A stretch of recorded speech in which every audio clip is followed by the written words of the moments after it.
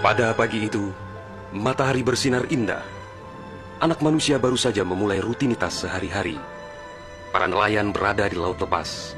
Kaum ibu sedang sibuk di dapur. Anak-anak usia sekolah menikmati hari libur. Sebagian pemuda sedang berolahraga. Sebagian lagi bersiap-siap menuju pantai untuk rekreasi. Para buruh bangunan sedang bekerja. Suasana pasar hiruk-pikuk dengan berbagai transaksi. Burung-burung baru saja meninggalkan sarang. Tiba-tiba pukul 7:58 waktu Indonesia Barat, hari Ahad, 26 Desember 2004, bumi Serambi Mekah berguncang dahsyat. Guncangan gempa pada 8,9 skala Richter itu berlangsung puluhan menit tanpa henti. Bumi bergerak ke bawah dan ke atas, ke kiri dan ke kanan, berayun-ayun terus-menerus. Orang-orang berlari keluar rumah, berkumpul di jalan-jalan dan lapangan terbuka. Mereka seperti berada dalam tampi. Kepala terasa pusing, sehingga banyak yang terjerembab ke bumi. Suara azan Allahu Akbar berkumandang dari menara-menara masjid dan menasa. Suara zikir pun membahana di mana-mana. Jutaan mulut manusia melafazkan asma Allah dan Rasulullah secara terus-menerus. La ilaha illallah, Muhammadar Rasulullah.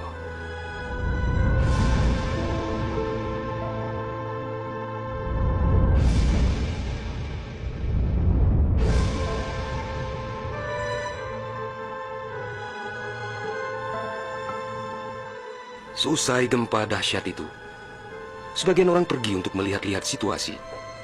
Karena terbetik kabar bahwa di tempat tertentu ada bangunan yang rubuh, ada tanah yang terbelah, dan ada pula rumah yang ditelan bumi. Tidak terpikirkan oleh mereka apa yang akan terjadi setelah itu. Tidak ada tanda-tanda alam yang begitu kentara. Tidak ada yang mampu menafsirkan dan menduga sebentar lagi akan terjadi bencana maha dahsyat yang meluluh lantakan permukiman penduduk sepanjang pesisir Aceh. Tidak ada pula yang mampu menerjemahkan berbagai firasat atas pusaran nasib yang bakal menimpa tanah rencong. Juga hampir tidak ada yang memahami tanda alam, manakala air laut surut beberapa ratus meter. Orang-orang di pesisir pantai tampak asyik mengumpulkan ikan yang menggelpar-gelpar. Bahkan air sungai pun mengering, namun tidak ada yang dapat membaca tanda-tanda itu. Mereka seakan melupakan gempa yang baru berlalu.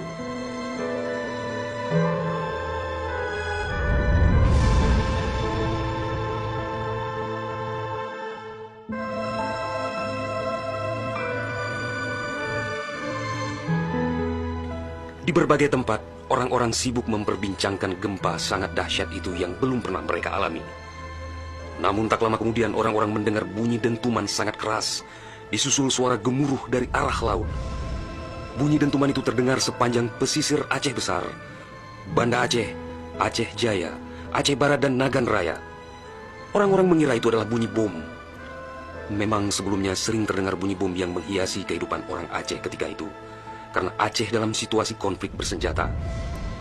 Orang-orang pun bertanya dalam hati, mengapa masih ada pihak yang tega berperang dalam suasana yang begitu menakutkan?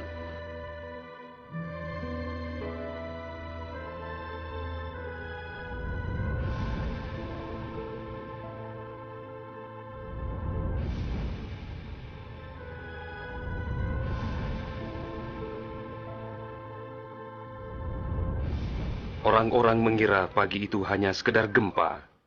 Mereka sama sekali tidak menduga bahwa bunyi dentuman keras tersebut adalah akibat patahan lempengan bumi yang berpusat di Samudra Indonesia, sekitar 149 km sebelah selatan Calang, Aceh Jaya. Dan itulah penyebab gempa.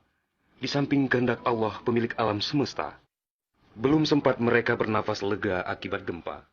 Dalam suasana gebalau dan kucar-kacir itu, tiba-tiba daratan diterjang air laut.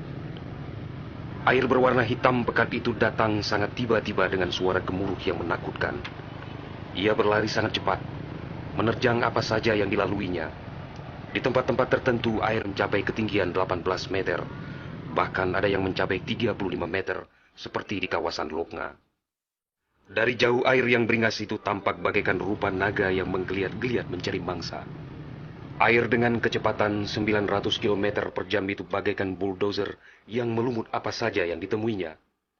Orang-orang berusaha menyelamatkan diri dengan berbagai cara. Namun hampir semua orang, hewan-hewan, Benda-benda, rumah, lakbatat kaye bate, digulung air itu tanpa kecuali. Semua wilayah yang dilaluinya pun hancur berkeping-keping. Air laut yang datang menyamai kecepatan pesawat terbang itu, ternyata namanya tsunami.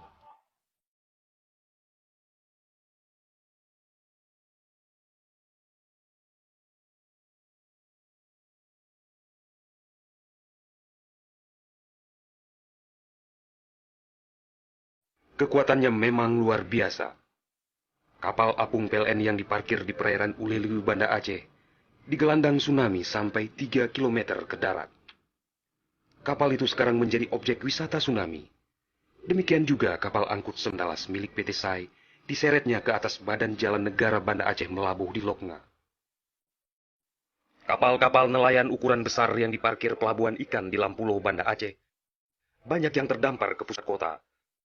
Termasuk mesin cetak harian Serambi Indonesia dikerungcut di bawah tsunami sejauh 1 kilometer.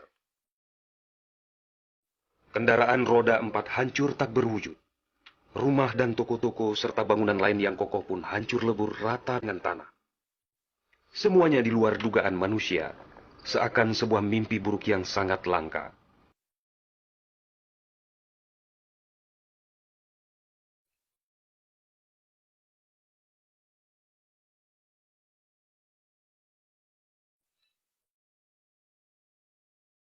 Setelah kira-kira 15 menit air laut itu beraksi, suasana pesisir Aceh pun lengang, sunyi, sepi, senyap, dan hening yang tak bisa dilukiskan dengan kata-kata.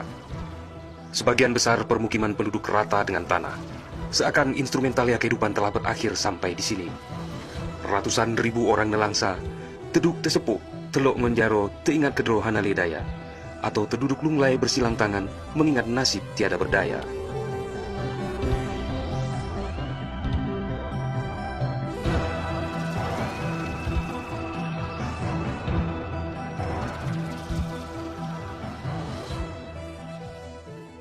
Tsunami yang diakibatkan gempa tektonik itu juga melanda Malaysia, Thailand, India, Maladewa, Sri Lanka,